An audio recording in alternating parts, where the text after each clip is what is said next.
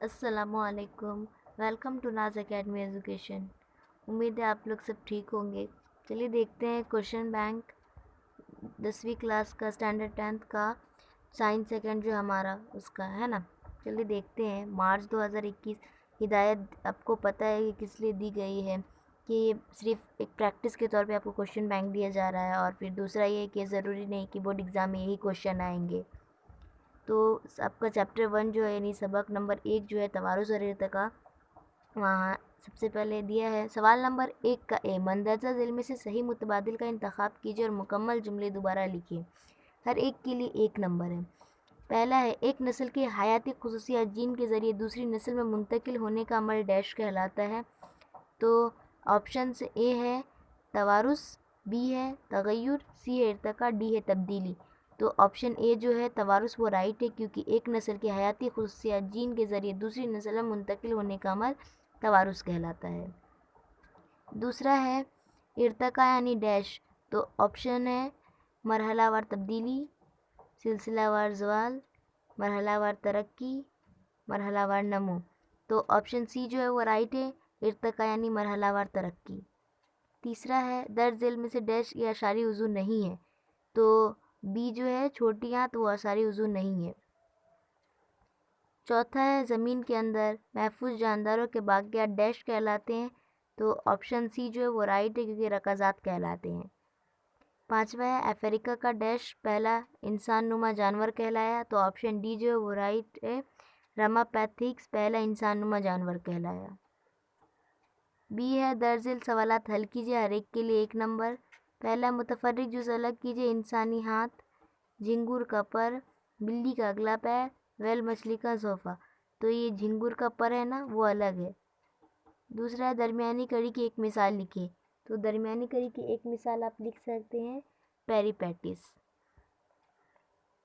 तीसरा है पहले लफ्ज़ की जोड़ी को देखकर दूसरे लफ्ज़ की जोड़ी मुकम्मल कीजिए।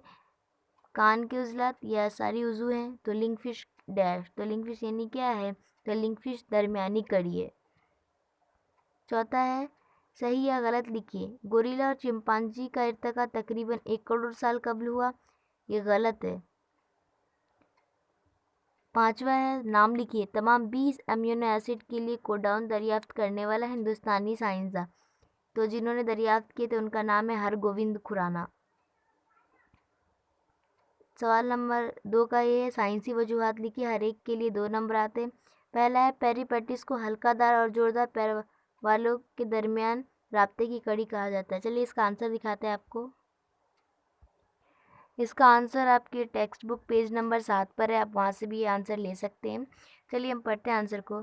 पेरीपेटिस में कोविल जुस्सा जिस्म और मोटी नर्म जिल्द और पिछले पैर जैसे आज़ा नज़र आते हैं। इसी तरह इन हैवानात में जोरदार पैर वाले हैवानात की तरह सांस की नालियाँ और खुले दौरान खून का निज़ाम दिखाई देता है। इसी सबब पेरीपेटिस एनालाइड और जोरदार पैर वाले इन दोनों जमातों के दरमियान एक कड़ी की हैसियत रखता है।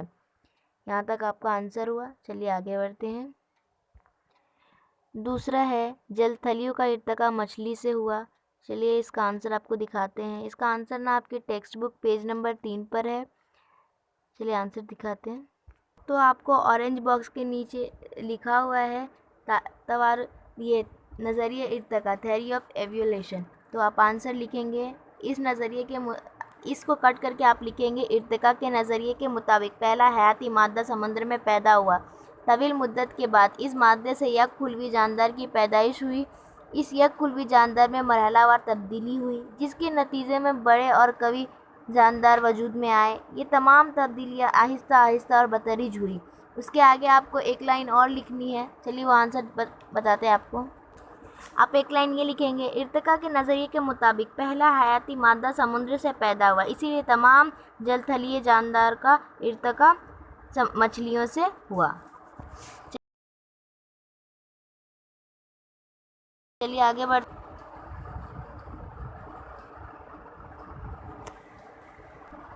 तीसरा क्वेश्चन है माँ बाप की चंद खुसूसियात उनके बच्चों में दिखाई देती है। इसका आंसर आपको हम दिखाते हैं। इसका आंसर है जानदार में मौजूद जीन की वजह से वो अपने जैसे जानदार तैयार करते हैं और इसी से कुछ जीन अगली नस्ल को मुंतकिल होते हैं। इसलिए इन बच्चों में अमीनो एसिड अपने वालिदैन में मौजूद प्रोटीन की ही तरह प्रोटीन तैयार करते हैं। यही वजह है कि वालिदैन की कुछ खुसूसियात बच्चों में भी दिखाई देती है। यहाँ पर हमारा आंसर ख़त्म होता है। यह आपका है ना, पेज नंबर 2 पर भी है, आप लिख सकते हैं। बी है, दर्ज झेल सवालात हल कीजिए, हर एक के लिए 2 नंबर है। पहला है, दर्ज झेल की इस्लाहात की तारीफ़ लिखिए। ए है नोई तबद्दुल, तो नोई तबद्दुल का आंसर दिखाते हैं। ये है ना नोई तबद्दुल का आंसर, ये भी आपकी सफ़ा नंबर टेक्स्ट बुक जो है ना उसकी 2 पर है, आप वहाँ से ले सकते हैं आंसर। जानदार में मौजूद जीन की वजह से अपने जैसे जानदार तैयार करते हैं और इसी से कुछ जीन अगली नस्ल को मुंतकिल होते हैं। इसलिए इन बच्चों में अमीनो एसिड अपने वालिदैन में मौजूद प्रोटीन की ही तरह प्रोटीन तैयार करते हैं। यही वजह है कि वालिदैन की खुसूसियत बच्चों में भी दिखाई देती है। लेकिन कभी कभी जीन बिल्कुल वालिदैन की तरह अमीनो एसिड तैयार नहीं करते। कोई न्यूक्लियोटाइड कभी कभी गलती से अपनी जगह बदल देता है। इसकी वजह से कोई छोटा सा फ़र्क वाक़ हो जाता है। ये फ़र्क या तब्दीली नोई तबद्दुल कहलाता है। चलिए आगे बढ़ते हैं। बी है ट्रांसलोकेशन। चलिए इसका आंसर भी आपको दिखाते हैं। इसका आंसर भी आपकी टेक्स्ट बुक पेज नंबर 2 पर ही है। चलिए आंसर देखते हैं। टीआरएनए यानी ट्रांसफ़र आरएनए के ज़रिए लाए हुए अमीनो एसिड की पेप्टाइड बंदिश जंजीर तैयार करने का काम आरआरएनए करता है। इस दरमियान राइबोसोम एमआरएनए यानी मैसेंजर आरएनए के एक सिरे से दूसरे सिरे तक एक ट्रिपलेट कोडाउन के फासले से सरकते जाता है। इस अमल को ट्रांसलोकेशन कहते हैं। चलिए आगे बढ़ते हैं। दूसरा क्वेश्चन है, दरमियानी कड़ी से क्या मुराद है, इसकी 2 मिसालें लिखिए। चलिए आंसर देखते हैं। इसका आंसर आपके टेक्स्ट बुक पेज नंबर 7 पर है, वहाँ से लिखना है। क्योंकि दरमियानी कड़ी क्या है, सबसे पहले आपको उसकी डेफिनेशन बताना है, फिर आपको 2 मिसाल लेनी है। चलिए हम पढ़ते हैं। कुछ नबातात और हैवानात में चंद जिस्मानी निशानियाँ ऐसी होती है जिनकी बुनियाद पर उनका दूसरे 2 मुख्तलिफ ग्रुपों से ताल्लुक़ जोड़ सकते हैं, इसीलिए उन्हें दरमियानी कड़ियाँ कहते हैं। यहाँ पे मैंने एक मिसाल ली हूँ पेरिपेटिस का, और उस पैराग्राफ में ना आपको और भी मिसाल बताई गई, आप अपने सहूलत के मुताबिक लिख सकते हैं। चलिए आगे बढ़ते हैं। क्वेश्चन है, डार्विन की कुदरती इंतखाब के नज़रिए के कोई 2 अहम एतराज़ात लिखिए। तो सबसे ये आंसर है ना आपके टेक्स्ट बुक पेज नंबर 7 पे है। चलिए इसका आंसर हम आपको बताते हैं। सबसे पहले आपको क्या करना है कि पेज नंबर 7 पे जाना है, उस पर पैराग्राफ दिया हुआ है, रेड कलर से पहले हेडिंग दी हुई है, डार्विन का कुदरती इंतखाब का नज़रिया यानी Darwin's theory of natural selection दिया हुआ है, रेड कलर से लिखा हुआ है। तो उसके बाद पैराग्राफ है आपको काफ़ी बड़ा, तो हम उसमें शॉर्ट नहीं किया, आपको हम बता रहे हैं, आप अपनी सहूलत के मुताबिक है ना उसमें से ले सकते हैं। उसके बाद उसके नीचे ही ठीक नीचे 3 एतराज़ात लिखे हुए हैं। पहला है, सिर्फ कुदरती इंतखाब ही इर्तिका का ज़िम्मेदार नहीं है। दूसरा है, डार्विन ने मुश्तमिल और गैर मुश्तमिल तब्दीली की वजाहत नहीं की। तीसरा है, सुस्त रफ्तार तब्दीली और अचानक तब्दीली का इजहार नहीं किया। इन एतराज़ात के बावजूद डार्विन का इर्तिका से मुतालिक किया गया कम संग मेल की हैसियत रखता है। तो लेकिन यहीं तक इसका है। तीसरा है, सुस्त रफ्तार तब्दीली और अचानक तब्दीली, वो आगे का नहीं है। तो आप इन तीनों में से ठीक है, हमने आंसर आपको बता दिया। चौथा है, लिखा हुआ है जदीद जानदारों का ज़माना, तो इसके आगे वाले बॉक्स जो खाली है उसमें लिखेंगे हम लोग 5000 साल कब्ल। उसके बाद है डैश जलथलीय मछलियाँ, यानी जलथलीय और मछलियाँ यानी जलथलियाँ, इन दोनों दरमियानी कड़ी पूछ रहा है, क्योंकि ये पहली कड़ी है जलथली, उसके बाद मछलियाँ जो है आखिरी कड़ी होगी। तो ये जो है ना डैश है उसमें लिखेंगे हम लिंकफिश है ना, ये दरमियानी कड़ी है। 5वां है, मुख्तसर नोट लिखे डार्विन का कुदरती इंतखाब का नज़रिया। फिर से वही क्वेश्चन पूछा आपको, तो वही आपको जो पेज नंबर 7 है वही लेना है, और उसके में जो है कि किस तरह चार्ल्स डार्विन ने हैवानात और नबातात के बेशुमार नमूने जमा किए, फिर उनका उन्होंने मुशाहिदा किया, फिर उन्होंने बताया कि जो काबिल है वही ज़िंदा रहेगा, और उन्होंने अपने कुदरती इंतखाब के नज़रिए को बयान किया। तो वही आपको बतानी है ना, तो आप अपने हिसाब से लिख सकते हैं। चलिए आगे बढ़ते हैं। सवाल नंबर 3 है, झेल के सवालों के जवाब लिखिए, हर एक के लिए 3 नंबर है। पहला है, हालिया दौर में तवारुसी साइंस किस तरह कारआमद है, लिखिए। तो चलिए इसका आंसर हम आपको बताते हैं। आपको इस आंसर के लिए आपका जो पेज नंबर 1 है उस पर जाना है, उस पर लिखना है कि एक नस्ल की हयाती खुसूसियात जीन के ज़रिए दूसरी नस्ल में मुंतकिल होने का अमल तवारुस कहलाता है। ये बात जो आपको है ना, आपकी जो पेज नंबर 1 है उसमें बताया गया हुआ है, तवारुस और तवारुसी तब्दीलियाँ है ना, टॉपिक अब ये है। उसके बाद लिखा हुआ जो पैराग्राफ है उसमें सबसे पहले आपको डेफिनेशन बताने की तवारुस क्या होता है, फिर यह तवारुस की जो डेफिनेशन ये है, एक नस्ल की हयाती खुसूसियात जीन के ज़रिए दूसरी नस्ल में मुंतकिल होने का अमल तवारुस कहलाता है। ये डेफिनेशन लिखनी है। उसके बाद आपको जो पैराग्राफ दिया उसमें से 2-3 लाइन और लिखनी है। आप अपने मेन पॉइंट यानी मेन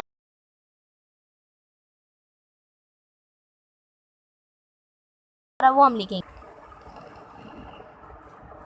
देखिए बताए वही जो है ना, बताए तो भला, उसके आगे जो है ना मतलब नीचे बताया हुआ है जिन्नियाती नकाइस की तशखीस, सॉरी बताए तो भला है ना, इसके ऊपर बताया हुआ है जिन्नियाती नकाइस की तशखीस, रोकथाम और इलाज हैवानी और नबाती मखलूत नस्ल हासिल करने के लिए और खुर्दबीनी जानदारों को जहाँ इस्तेमाल किया जाता है, ऐसी सनत अमाल के लिए जिन्नियात का इस्तेमाल होता है।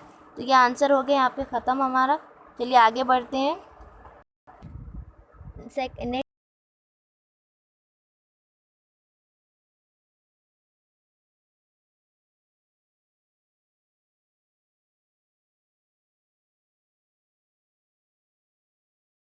नेक्स्ट क्वेश्चन शक्लियाती बताया हुआ है, उसके बाद हुआ है आज़ा में हड्डियों की साख्त में यकसानियत। तो ये ऑलरेडी आपको 2 बॉक्स का मिल गया है ना, तो ये जो 4 के बाद आप एक बॉक्स में लिख लीजिए रकाजी सबूत, फिर अगले बॉक्स में लिख लीजिए दरमियानी कड़ी, उसके बाद अगले बॉक्स में लिख लीजिए जिन्नियाती सबूत, उसके बाद अगले बॉक्स में लिख लीजिए अशारी आज़ा। तो हो गया ना आपका कंप्लीट। चलिए आगे बढ़ते हैं। तीसरा है कार्बनी पैमाइश जमा की वजाहत कीजिए। तो इसके लिए चलिए पेज नंबर 6 पे आते हैं और देखते हैं आंसर क्या है। तो आंसर देखते हैं कि क्या है। ये कार्बनी पैमाइश जो बताया हुआ है जमा, है ना, कार्बनी पैमाइश जमा क्या है, उनके पहले मतलब से पहले उनकी डेफिनेशन देखेंगे क्या है, फिर उनका इस्तेमाल देखेंगे, तो हमारा आंसर कंप्लीट हो जाएगा, है ना। तो चलिए पेज नंबर 6 पे आप लोग भी आ जाइए। चलिए हम पढ़ते हैं, आप लोग सुनिए और फिर लगा लीजिए। आंसर है, जब हैवानात या नबातात मर जाते हैं तो उनमें कार्बन जज्ब करने का अमल रुक जाता है और इस वक्त से सिर्फ एक अमल यानी C14 के तनाजुल पजीरी मुसलसल जारी रहती है। C12 या ये तापकार न होने की वजह से मुर्दा हैवानात या नबातात में C14 और C12 का तनासुब मुस्तकिल न रहकर मुसलसल तब्दील होता रहता है। किसी हैवान या पौधे के ख़त्म होने के बाद का ज़माना इनमें मौजूद C14 की फ़ालियत और C12 और C14 के दरमियान तनासुब मालूम करने के ज़माने की पैमाइश करते हैं। उसको कार्बनी पैमाइश ज़मा यानी कार्बन डेटिंग कहते हैं। इसका इस्तेमाल इल्म रकाज़ात और इंसानी नस्ल में अशारियात और रकाज़ात और दस्ती तहरीरों का ज़माना मुकर्रर करने के लिए किया जाता है। इनके बारे में जिन साइंटिस्ट ने बताया था उनका नाम है वेलार्ड लेबी। उन्होंने 1954 में बात दरियाफ्त की थी, इसीलिए जो कोई भी इस तरीके से किसी चीज़ को हासिल कीजिए, किसी भी अशिया की उम्र ना रेडियो कार्बन रसाले में ही शाये की जाती है। वेलार्ड लेबी ने ये बात बताई थी 1954 में। तो चलिए आगे बढ़ते हैं नेक्स्ट क्वेश्चन की तरफ।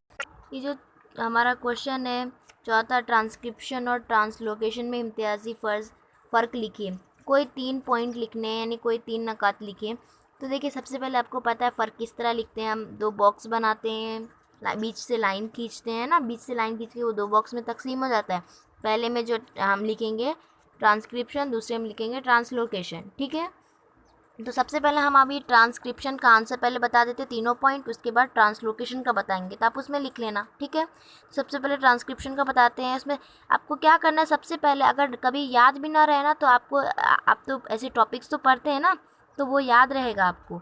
तो आप जब भी एग्ज़ाम में लिखते बैठे होंगे तो सबसे पहले क्या करना है, आपको उसकी डेफिनेशन लिख देंगे ना, उसकी तारीफ़ लिख देंगे ना, तो आपको 1 मार्क्स उस पर ज़रूरी मिल जाएगा, है ना। क्योंकि जो है ना, आपको सबसे पहले उसकी तारीफ़ याद होना चाहिए, फिर क्या अमल है वो इस्तेमाल बताना चाहिए। तो ऐसे अगर आपको याद रहेगा ना तो आप फ़र्क लिख सकते हैं, तो है ना। तो चलिए सबसे पहले हम ट्रांसक्रिप्शन का पहला पॉइंट देखते हैं। सबसे पहला पॉइंट ट्रांसक्रिप्शन का है, ट्रांसक्रिप्शन अमल में डीएनए के साल में मौजूद न्यूक्लियोटाइड के तवातीर के नकल को मैसेंजर आरएनए यानी एमआरएनए के ज़रिए खुलिया माया तक ले जाई जाती है, ठीक है। उसके बाद दूसरा पॉइंट लिखेंगे, ट्रांसक्रिप्शन में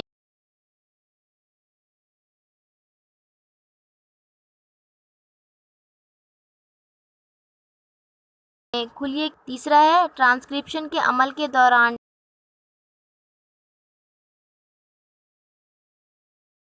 डी ट्रांसलोकेशन, उसमें आंसर दिखेंगे। उसमें सबसे पहला पॉइंट, उसमें भी क्या है, पहला पॉइंट सुनिए, दूसरे सिरे तक एक एक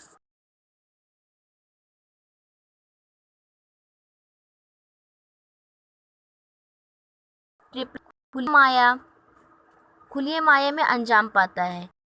उसमें क्या था कि ये खुलिए के मरकज़े में अंजाम पाता था और इसमें क्या माया में अंजाम पाता है सिर्फ। तीसरा है, ट्रांसलोकेशन के अमल में अमीनो एसिड की पेप्टाइड बंदिश से जंजीर तैयार करने का काम आरएनए करता है। ये आपका तीसरा पॉइंट हो गया। चलिए यहाँ पे ख़त्म होता है ये पॉइंट्स और आगे बढ़े हम, ठीक है। सॉरी, यहाँ पे नेक्स्ट क्वेश्चन है हमारा, छठा है, लेमार्क के नज़रिए की मुख्तसर वजाहत कीजिए। तो ये लेमार्क का नज़रिया है, हम उसको देखते क्या है। आगे बढ़ते हैं, इसका आंसर आपको हम दिखाते हैं। देखिए यहाँ पे पॉइंट दिए गए हैं, लेमार्क का नज़रिया। तो आपकी जो टेक्स्ट बुक है पेज नंबर 8 पर है। तो देखिए साइड में लेमार्क जी का फ़ोटोज़ है ना। तो उसमें जो पैराग्राफ, उसमें एकदम तफसील से बताया हुआ है, एकदम मुख्तसर बताया हुआ है, आप उससे ले लें आंसर। और उसमें बताया हुआ है कि किस तरह उन्होंने बताया कि जो लोहार है, लोहार के कारीगर है, जैसे एमयू परिंदे का जो बताया हुआ है, बहुत सारी बात उन्होंने बताई है, उन्होंने प्रूफ किया है, वो चीज़ आप देख कर आप लिख सकते हैं। चलिए आगे बढ़ते हैं हमारे नेक्स्ट क्वेश्चन की तरफ, है ना। अब इसमें आप अपनी सहूलत के मुताबिक लिख लें, ठीक है। ये जो पांचवा क्वेश्चन है, रकाज़ात का मुताला इर्तिका का एक अहम जुज़ है, इस बयान की वजाहत कीजिए। तो इसका आंसर है ना, एक साथ नहीं कि हम आपको बताएंगे, इसका आंसर एक पेज नंबर 5 पर है और पेज नंबर 6 पे है। ये दोनों का मिलाएंगे तभी आंसर बनेगा। तो एक साथ रहता तो हम आपको फ़ोटोज़ के ज़रिए समझा देते, लेकिन एक साथ नहीं, इसलिए हम आपको इसको एक्सप्लेन करते, आप लोग समझ लीजिएगा क्या है। सबसे पहले हमको डेफिनेशन बतानी है कि ये रकाज़ात क्या है, उसकी तारीफ़ लिखनी है। चलिए हम उसका आपको ये बताते हैं कि क्या है। सबसे पहले आप ये सोचिए कि कभी कभी आपके जहन में सवाल उठता हो कि करोड़ों साल पहले कौन कौन से जानदार होते होंगे, नहीं होते होंगे, है ना। तो ये हमने ऐसे ही आपको क्वेश्चन बोला है। तो ये राज है ना, ज़मीन के सीने में दफन है। अब इसकी डेफिनेशन आएगी, सैलाब, जलजले और आतिशफिशा जैसी आफतों की वजह से कसीर तादाद में जानदार दफन हो जाते हैं। इन जानदारों की जिस्म के बाकियात नक्श ज़मीन के अंदर महफूज होते हैं, इन्हीं रकाज़ात कहते हैं। यानी जब कितनी ये जो मुसीबतें आती है, सैलाब, ज़लज़ले, आतिशफ़िशा, इनकी वजह से क्या होते हैं, बहुत सारे जानवर मर जाते हैं और इनकी वजह से इन क्या होता है कि ज़मीन में दफन हो जाते हैं, उन्हें ही रकाज़ात कहते हैं। और कभी क्या होता है कि जब आसार कदीमा के दौरान खुदाई की जाती है तो उन्हें इनके नमूने मिलते हैं, है ना, कि कौन जानवर के जो नमूने जो दबे हुए होते हैं उनकी नमूने मिलते हैं। और प्लस क्या कि जो कार्बनी जमा पैमाइश उनके ज़रिए पता चल जाती है कि ये कौन से जमा का था, कौन से ज़माने का था, इंसानी नस्ल से क्या ताल्लुक़ था, कि इनमें अशारियात और रकाज़ात के बारे में भी पता चल जाता है इसके बारे से, इससे कार्बनी जमा पैमाइश से, है ना। तो कार्बन डेटिंग की वजह से हमें पता चल जाता है। तो ये आंसर यहाँ पे हमारा ख़त्म होता है, आप अपने हिसाब से लिख लीजिएगा। हमने आपको आंसर जो बताया वो लिख लीजिएगा। नेक्स्ट क्वेश्चन है सवाल नंबर 4, जवाब लिखिए हर एक के लिए 5 नंबर, यानी एक क्वेश्चन आपको दिया है वो 5 नंबर के लिए है। पहला, इंसानी इर्तिका की तफसीली मालूमात लिखिए। चलिए इसका आंसर बताते हैं आपको। ये जो आंसर है इंसानी इर्तिका की तफसीली मालूमात लिखिए। चलिए इसका आंसर बताते हैं। देखिए आपकी जो पेज नंबर 3 है उस पर एकदम पूरा एकदम तफसील से बताया हो, लेकिन आप उतना बड़ा लिखते ना बैठते हुए आपको क्या करना है कि पॉइंट वाइज अगर आप लिखते हो तो आपको अच्छा भी दिखेगा और आप इस वजह से आपको मार्क्स भी मिलेंगे। तो चलिए हम आपको पॉइंट्स बताते हैं, आप उसके हिसाब से लिख लें। तो सबसे पहले क्या करना है, आपको पॉइंट नंबर 1 लेना है और लिखना है इर्तिका यानी मरहलावार तरक्की। ये अमल बहुत ही सुस्त रफ्तार और जानदार की तरक्की ज़ाहिर करने वाला है। ठीक है। दूसरा पॉइंट लिखना है इर्तिका के ताल्लुक से खला में मौजूद सैयारे से लेकर ज़मीन के जानदारों में आई तब्दीली तक कई मराहल पर गौर करना ज़रूरी है। ये पॉइंट्स लिखने हैं। उसके बाद है आपको ऐसा बता सकते हैं कि तीसरा पॉइंट लिखना है कि पहला हयाती मादा समुद्र में पैदा हुआ और तवील मुद्दत के बाद इस मादे से यकखुलवी जानदार की पैदाइश हुई। इस यकखुलवी जानदार में मरहलावार तब्दीली हुई जिसके नतीजे में बड़े और कवि जानदार वजूद में आए। ये तमाम तब्दीलियाँ आहिस्ता आहिस्ता बतदरीज हो रही है। ठीक है। उसके बाद क्या करना है आपको कि जो इर्तिका के जो सबूत है वो आपको जो 5 बताए हुए हैं ना आपकी बुक में वो लिखना है। आपको ऐसे लिखना है कि ये पॉइंट नंबर 4 लिख के ऐसा लिखना है, इर्तिका के सबूत हस्ब ज़ेल है। और लिखना है पहला शक्लियाती सबूत है। शक्लियाती सबूत क्या है उसके बारे में आप लिख दीजिए। ठीक है। उसके बाद दूसरी है तशरीही सबूत, तो उसके बारे में थोड़ा सा लिख दीजिए, है ना। तो उसके बाद तीसरी है जो आसारी आज़ा है उसके बारे में थोड़ा सा लिख दीजिए। फिर उसके बाद चौथा है रकाज़ी सबूत, उसके बारे में थोड़ा सा लिख दीजिए।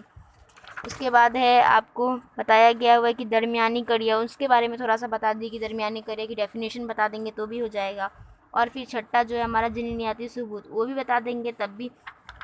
ये जो छठा पॉइंट इसमें भी थोड़ा सा बता दीजिएगा ना आप, तो आपका आंसर पूरा कंप्लीट हो जाएगा और आपको मार्क्स भी मिलेंगे। ठीक है। चलिए यहाँ पे हमारा ख़त्म होता है। नेक्स्ट चैप्टर है हमारा सबक नंबर 2 जानदारों में हयाती अफ़वाल हिस्सा 1। सबसे पहले है सवाल नंबर 1 का ए है, मंदरजा ज़िल में से सही मुतबादिल का इंतखाब कीजिए और मुकम्मल जुमले दोबारा लिखिए। हर एक के लिए 1 नंबर है। पहला है कार्बोहाइड्रेट से हमें डैश तवानाई हासिल होती है, तो ऑप्शन ए जो है वो राइट है, 4 किलो कैलोरी ग्राम पर ग्राम, ये आंसर है। दूसरा है इलेक्ट्रॉन मुंतकिली जंजीरी तामुल डैश में अंजाम पाता है, तो इसका आंसर है,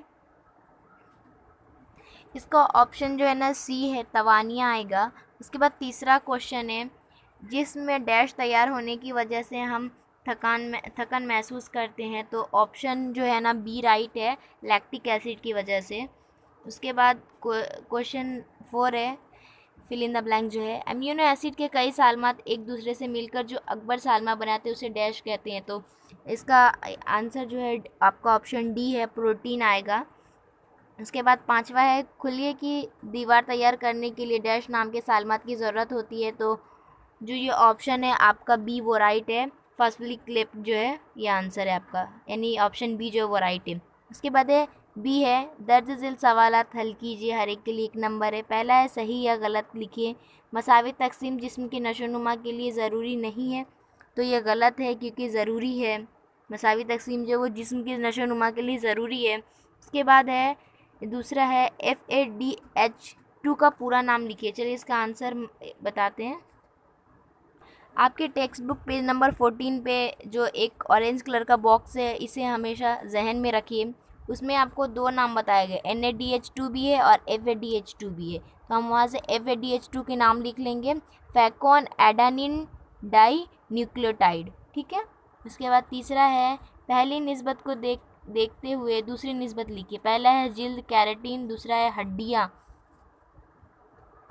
तो देखिए यहाँ पे जिल का कैरेटीन बताया तो हड्डियाँ डैश है, तो हड्डियाँ में अगर आपको जानना है कि क्या है तो इसका ना आपकी टेक्स्ट बुक पेज नंबर 16 पे बताया हुआ है कि जो आपकी जो शक्ल बताई हुई है 2.4 प्रोटीन का, उसमें लिखा हुआ है हड्डियों का असीन आएगा, तो यहाँ पे आप हड्डियों के आगे असीन लिखेंगे। ठीक है। उसके आगे है चौथा मुतफर्रिक जुज़ अलग कीजिए, अल्कोहल, सिरका, पैरिक एसिड, लैक्टिक एसिड, तो ये जो पैरिक एसिड है ना वो अलग है सबसे। उसके बाद पांचवा है मुनासिब जोड़ियाँ लगाए, सुतून अलीफ सुतून बे, जैसे शक्कर पाशीदगी, तो शक्कर पाशीदगी का मेरे ख्याल से ना सब्ज़ माया आएगा, अगर आपको गलत लगे तो आप नेक्स्ट दूसरा लिख सकते हैं, लेकिन मेरे ख्याल से सब्ज़ माया ही है। चलिए आगे बढ़ते हैं।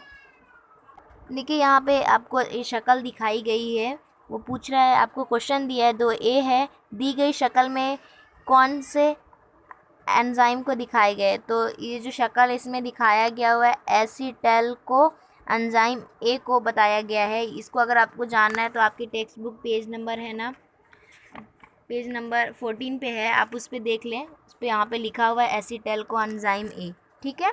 और उसके बाद बी क्वेश्चन है, शक्ल कौन से अमल को जाहिर कर रही है। तो आप लिख सकते हैं क्रेब चक्कर है, या फिर लिख सकते हैं तवानी और ट्राई कार्बोक्सिलिक एसिड दौर, ठीक है। चलिए आगे बढ़ते हैं।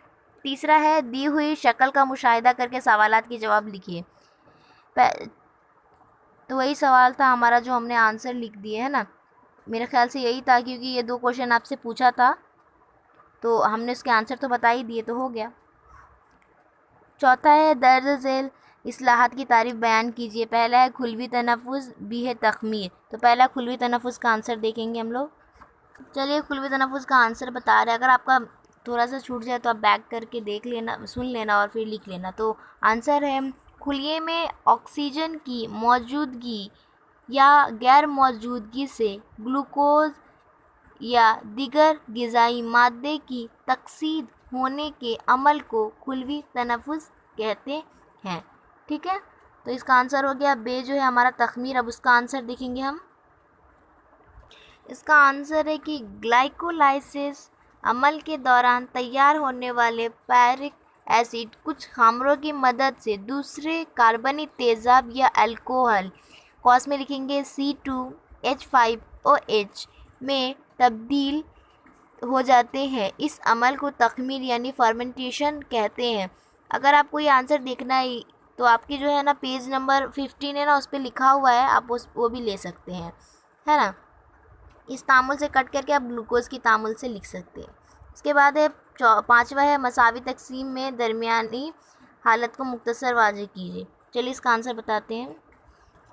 आपकी जो टेक्स्ट बुक पेज नंबर 18 है ना, उसके आपको आना है, उसके बाद देखना है कि खुली की मसावी तकसीम है ना, उसकी जो बे है दरमियानी हालत, उसका पूरा पैराग्राफ आपको लिखना है, तो आपका आंसर हो जाएगा।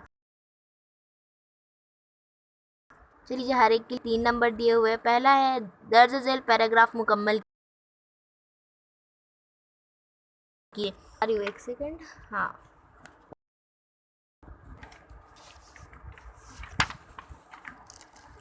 आपकी जो पेज नंबर 17 है ना, उस पे है नीचे वाला जो एकदम पैराग्राफ है ना, नीचे वाले से थोड़ा ऊपर वाला जो है, हाँ सबसे इजी बताए तो भला के जो 5 पॉइंट है ना, उसके नीचे बताया हुआ है। सबसे पहले डैश खुलिये की और जानदारों की अहम खसूसियत है, तो डैश में आएगा खुली तकसीम।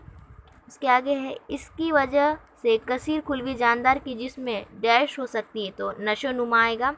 उसकी 2 ख़ास किस्में मसावी तकसीम और तकलीली तकसीम है। मसावी तकसीम जिस्मी खुलिये और शाक खुलिये में अंजाम पाती है, जबकि तकलीली तकसीम डैश में होती है, तो इसकी जगह जिनसी खुलिये आएगा। किसी भी किस्म की खुलिये तकसीम में पहले खुलिया अपने मरकज़े में मौजूद क्रोमोसोम की तादाद दुगनी करता है। चलिए इस पैराग्राफ को हम एक बार अच्छे से आपको पढ़ के बता देते ताकि कोई कन्फ्यूज़न ना हो, कोई गड़बड़ ना हो। सबसे पहले हम डायरेक्ट पूरा कंटिन्यूसली पढ़ के सुनाती हूँ। खुलवी तकसीम खुलिये की और जानदारों की अहम खसूसियात है। इसकी वजह से कसीर खुलवी जानदार के जिस्म में इसकी 2 ख़ास किस्में हैं, मसावी तकसीम और तकलीली तकसीम। मसावी तकसीम जिस्मी खुलिये और शाक खुलिये में अंजाम पाती है, जबकि तकलीली तकसीम जिनसी खुलिये में होती है। किसी भी किस्म की खुलिये तकसीम में पहले खुलिया माया अपने मरकज़े में मौजूद क्रोमोसोम की तादाद दुगनी करता है। चलिए हमने कंटिन्यूसली पढ़ के सुना दिया आपको ये, है ना। चलिए अब आगे बढ़ते हैं। दूसरा है, ATP खुले की तवानाई की करेंसी ज़ाहिर करने के लिए शक्ल बनाकर इसे नामर्द कीजिए। तो है ना आपका, इसके लिए आपका आंसर है ना पेज नंबर आप 14 पे आए। उसके बाद आपको है ना ATP का बाकायदा एक ग्रीन बॉक्स दिखाया गया है, आप वो आंसर लिखेंगे, है ना। वो आंसर लिखने के बाद आपको शक्ल दी गई है ATP तवानाई की जंजीर 2.3, वो बना देंगे तो आपका आंसर कंप्लीट हो जाएगा। उसके बाद है तीसरा है, दर्ज झेल रवा खाका मुकम्मल कीजिए। सबसे पहले है रोगनी मादा। तो रोगनी मादा के नीचे हम लोग लिखेंगे, जस्ट 2 मिनट।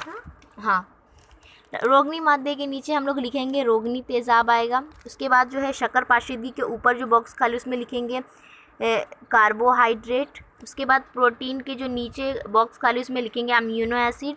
उसके बाद जो देखिए यहाँ पे शक्कर पाशीदी के जो नीचे बॉक्स है उसमें लिखेंगे पॉरिक एसिड। फिर उसके नीचे जो बॉक्स एसिटल्को एंजाइम इसमें लिखेंगे क्रेब चक्कर। फिर आपका जो ये आंसर है CO2 plus H2O plus energy, यानी CO2 प्लस H2O प्लस तवानाई। ठीक है, चलिए आगे बढ़ते हैं। चौथा है फाका कशी और भूख मरी जैसे हालात में तवानाई किस तरह हासिल की जाती है। तो इसका आंसर भी पेज नंबर 14 पे है, आप इसके देख के आप आंसर लिख सकते हैं। पांचवा है मसावी तकसीम और तकलीली तकसीम में फ़र्क लिखिए, कोई 3 निकात बताने। चलिए इसके 3 पॉइंट हम आपको बता देते हैं। आपको पता है कि फ़र्क किस तरह लिखते हैं हम लोग, 2 बॉक्स जैसे बीच से लाइन खींचते फिर 2 बॉक्स में वो तकसीम हो जाता है। फिर पहला जो बॉक्स उसमें लिखेंगे मसावी तकसीम। तो मसावी तकसीम के मैं 3 पॉइंट बता रही हूँ, आप लोग वो लिख लीजिए। ठीक है, तो मसावी तकसीम का पहला पॉइंट है मसावी तकसीम में क्रोमोसोम की तादाद में किसी किस्म की तब्दीली नहीं होती है। दूसरा पॉइंट है मसावी तकसीम में एक खुलिये से दो दख्तर खुलिये तैयार होते हैं, यानी इसका एक बार कम्प्लीटली तरीके से बता दूं। दूसरा पॉइंट है मसावी तकसीम में एक खुलिये से 2 दख्तर खुलिये तैयार होते हैं। तीसरा पॉइंट है मसावी तकसीम के मरकज़ी तकसीम के 4 मराहिल होते हैं। ठीक है, अब सेकंड बॉक्स जो हमारा तकलीली तकसीम उसमें देखेंगे क्या है। सबसे पहला पॉइंट लिखेंगे हम लोग तकलीली तकसीम में क्रोमोसोम की तादाद निस्फ हो जाती है। दूसरा पॉइंट तकलीली तकसीम में एक खुलिये से 4 दख्तर खुलिये तैयार होते हैं। तीसरा पॉइंट लिखेंगे तकलीली तकसीम के 2 बड़े मराहिल होते हैं। तकलीली तकसीम की इब्तदाई हालत काफ़ी तवील होती है।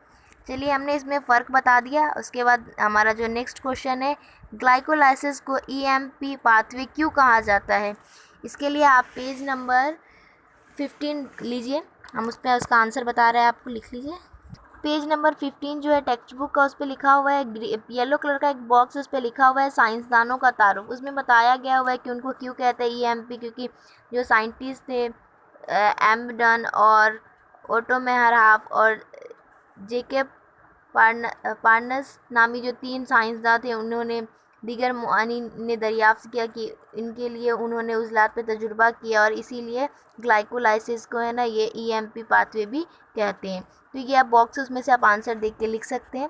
ठीक है, चलिए नेक्स्ट क्वेश्चन है, सवाल नंबर 4 है, जवाब लिखिए, हर एक के लिए 5 नंबर है। पहला है किसी खुलिये को तवानाई की करेंसी कहते, तफसील से वजाहत कीजिए। तो इसका आंसर जो हमने आपको बताया पेज नंबर जो आपका ये है 14 है, उसमें बताया गया हुआ है कि जो ये खुली ATP है उसमें क्यों बताया गया है कि ये करेंसी कहते हैं तवानाई को। तो आप वहाँ से आप वो आंसर ले लें। ठीक है, उसके बाद दूसरा है प्रोटीन कैसे हासिल किए जाते हैं, प्रोटीन के अज़ा क्या है। चलिए इसका आंसर हम आपको बताते हैं, आपके पेज नंबर 16 पे बताया गया है। हम आपको बता दें कि रेड कलर से जो लिखा हुआ है बताए तो भला कि नीचे पेज नंबर 16 पे मुख्तलिफ ग़िज़ाई अज़ा से हासिल होने वाली तवानाई यानी energy from different food components. तो बताया हुआ है, देखिए आपको पहला क्वेश्चन दिया है, उस क्वेश्चन को छोड़ के उसके नीचे जो पैराग्राफ है ना, कहाँ से लेना है, अमीनो एसिड की जो सालमात है वहाँ से तो लेकर आपको लगाना है कहाँ तक, इनके लिए या जिस्म के लिए ज़रूरी प्रोटीन तैयार करते हैं। उसके बाद आपको जो शक्ल है वो बता देनी है, तो आपका आंसर कंप्लीट हो जाएगा। ठीक है, अगर आपको ये आंसर फिर भी एक बार पढ़ के बता देते हैं। अमीनो एसिड के कई सालमत एक दूसरे से मिलकर जो अकबर सालमा बनाते हैं उसे प्रोटीन कहते हैं। इसमें प्रोटीन की डेफिनेशन आ गई है ना। हैवानी अशिया से हासिल शुदा प्रोटीन की फर्स्ट क्लास प्रोटीन कहते हैं। 1 ग्राम प्रोटीन से भी यानी 4 किलो कैलोरी तवानाई हासिल होती है। प्रोटीन हज़म होने के बाद अमीनो एसिड तैयार होते हैं। ये अमीनो एसिड जिस्म में जज्ब होते हैं और खून के ज़रिए हर उज़्व और खुलिये तक पहुँचाए जाते हैं। मुख्तलिफ अज़ा और खुलियात इस अमीनो एसिड से इनके लिए या जिस्म के लिए ज़रूरी प्रोटीन तैयार करते हैं। बस यहीं तक आपका आंसर आएगा। उसके नीचे आपको शक्ल जो 2.4 है प्रोटीन का जो वो खाका दिखाया गया है वो आप लिख लें तो आपका आंसर कंप्लीट हो जाएगा। चलिए, thanks for watching my video. And जो तीसरा ये है सबक नंबर 3 जो जानदारों में हयाती अफ़वाल हिस्सा दुआम, हम उसको अगली वीडियो में देखेंगे। चलिए, जब तक के लिए शुक्रिया। अल्लाह हाफिज़, अपना ख्याल रखिए।